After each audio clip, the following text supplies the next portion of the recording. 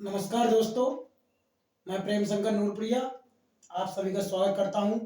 आज के बहुत ही महत्वपूर्ण क्लास जिसका शीर्षक है कवि लेखक जीवन परिचय, और जिसमें सबसे महत्वपूर्ण ये है कि सामान्य परिचय और साहित्यिक परिचय। विशेष तौर से कक्षा 12 के हिंदी के विद्यार्थियों को सबसे ज़्यादा ये उलझन का विषय है कि सामान्य परिचय और साहित्यिक परिचय। प्रश्न में लिखा रहता है कि साहित्यिक और सामान्य परिचय दीजिए। तो ये आखिर है क्या सामान्य परिचय और साहित्यिक परिचय? सबसे ज्यादा उलझन वाला प्रश्न है ये, और इसमें बच्चे ज्यादा परेशान रहते हैं कि आखिर ऐसी क्या चीज लिखी जाए जिसमें साहित्य अलग हो, साहित्यिक परिचय अलग हो और सामान्य परिचय अलग हो। तो देखते हैं कि सामान्य परिचय और साहित्यिक परिचय में क्या क्या विशेषताएं हैं, क्या क्या अलग अंतर है।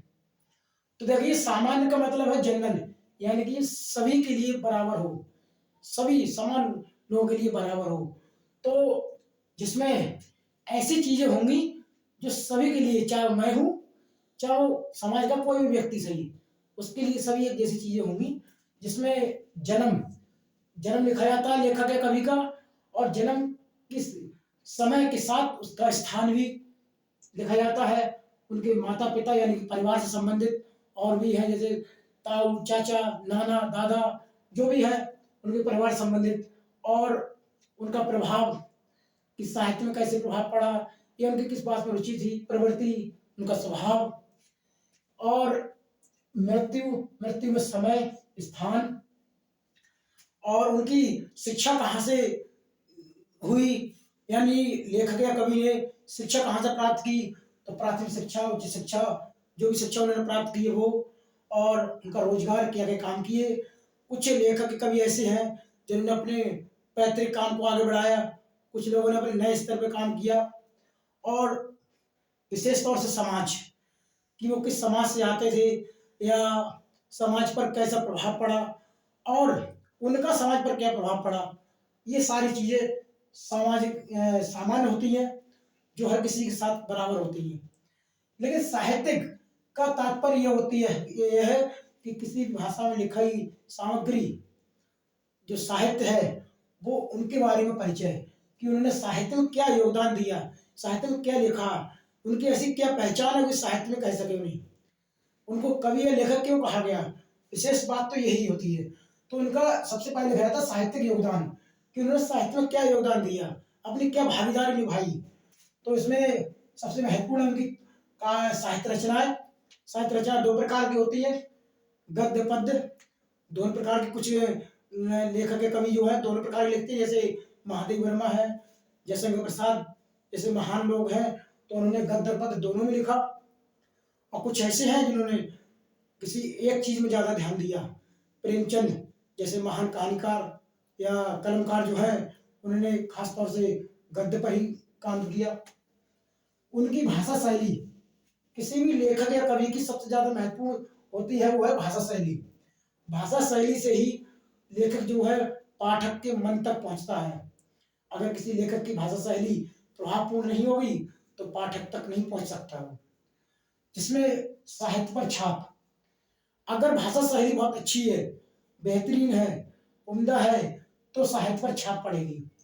इसके अलावा वैचारिक प्रभाव, उनके विचार का प्रभाव भी साहित्य में दिखाई देता है। हमने पढ़ा है कि कुछ ऐसे लेखक हैं जिन्होंने गांधी जी के असहयोग आंदोलन से प्रभावित होकर के अपनी नौकरियां छोड़ दी, अपना काम छोड़ दिया और उसमें लग गए। फिर उन्होंने साहित्य की रचना की, कविताएं लिखी, कहानियां लिखी, उससे प्रेरित हुए। तो उसका सब वैचारिक प्रभाव पड़ता है उन पर। इसके अतिरिक्त काव्यगत विशेषताएं या काव्य विशेषताएं, लेखक की सबसे विशेष बात यह होती है कि वो अपने साहित्य में कौन कौन सी विशेषता लाता है। कुछ लेखक ऐसे हैं कि एक विशेष प्रकार का अलंकार इस्तेमाल करते हैं, कुछ विशेष प्रकार की छंद रचनाएं, या उनका विशेष रस, जैसे मान लीजिए रामधारी सिंह दिनकर, वीर इसमें उन्होंने सबसे ज्यादा लिखा, और महादेव वर्मा करुण रस लिखा या वियोग रस लिखा उन्होंने, और जयशंकर प्रसाद शांत रस की सबसे ज्यादा उन्होंने लिखा। तो हर एक लेखक की अपनी विशेषता, काव्य विशेषताएं होती हैं, उनका क्या योगदान रहा। इसके अलावा साहित्य संपदा कि उनकी साहित्य संपदा कितनी है, क्या क्या रचनाएं लिखी उन्होंने और उन रचनाओं की क्या क्या विशेषताएं हैं। जैसे मान लीजिए मैं जयशंकर प्रसाद की बात करूं तो जयशंकर प्रसाद ने कामायनी जैसा महाकाव्य लिखा। खड़ी बोली का पहला महाकाव्य है जो 15 सर्गों में बटा हुआ है। उनमें एक नई कहानी जो बारे में बताया है और उनका साहित्य में स्थान क्या है। इसके बाद बहुत महत्वपूर्ण रहता है कि इस लेखक की हम बात कर रहे हैं या कवि की बात कर रहे हैं उसका साहित्य में क्या स्थान है। जैसे मान लीजिए महादेवी वर्मा तो रहस्यवाद की कवियत्री हैं और छायावाद के 4 प्रमुख स्तंभों में से एक है। छायावाद की लघुत्रयी में आती हैं वो। जयशंकर प्रसाद छायावाद के प्रवर्तक, छायावाद की बृहत्त्रयी में आते हैं। तो ये सभी क्या है, साहित्यिक परिचय है जो उनकी साहित्य के प्रति उनकी विशेष पहचान जाता है।